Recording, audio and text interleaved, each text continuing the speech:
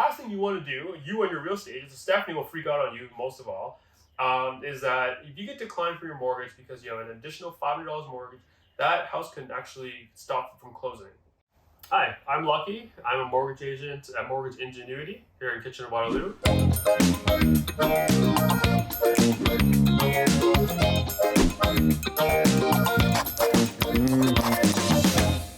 Mortgage Monday, and we're here again with Lucky to talk about what not to do when you are waiting on your mortgage to close. So this is in that time frame between when you have purchased a home, agreed on a price, but you're not moved in yet, your mortgage is not funded. There could be 2, 3, 4 months in between. Yeah. That's a lot of time, and there's a lot of mistakes that could be made in there. So Lucky, what should you not be doing when you're waiting for your mortgage to close? Well, with your mortgage application, we require your income, your credit history, and your down payment. So with your credit history, it includes anything that you potentially owe, whether it's a car loan, line of credit.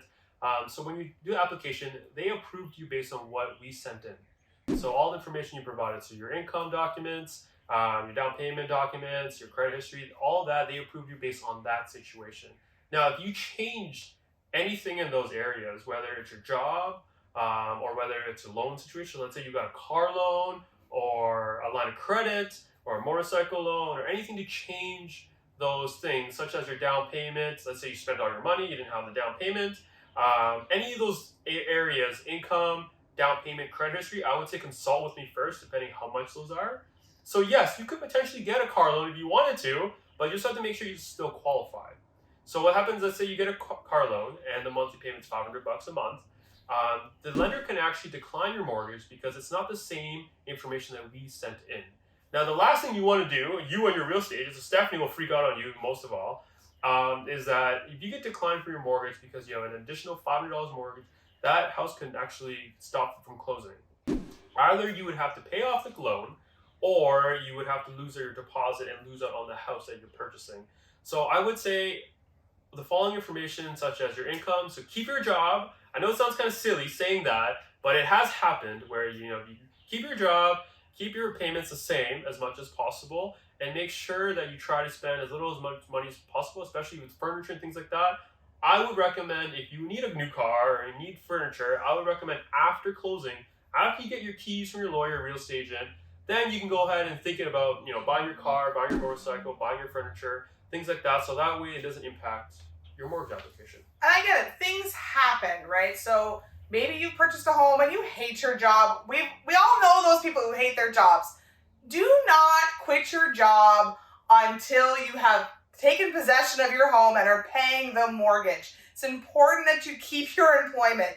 Maybe you wrecked your car. Maybe you're in a car accident and now your car is done and you have to get a new one. I had a client, it happened to her a week before closing. Guess what? She just waited a week and got her car afterwards. Don't go and change a bunch of things about your life right before you're moving in.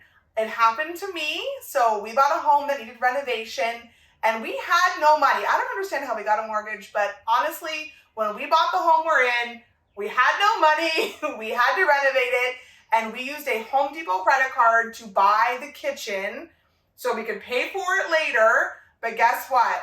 When we got the mortgage final week going on, they did a credit check again, and now we had $4,000 in Home Depot debt that we didn't have before. We had to rush to pay off that $4,000 of borrowed money is what we had to do.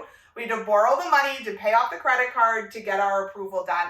So I know it's exciting to buy furniture or home renovation things, and maybe you need to buy it in credit. Just wait until your house closes and then go ahead and get all the credit you need, because it is very complicated to make those changes while your deal is closing. And I'm going to freak out a little bit. Lucky will do whatever he can to help you if he's funding your mortgage, but just do me a solid and don't make any huge changes until you get your house.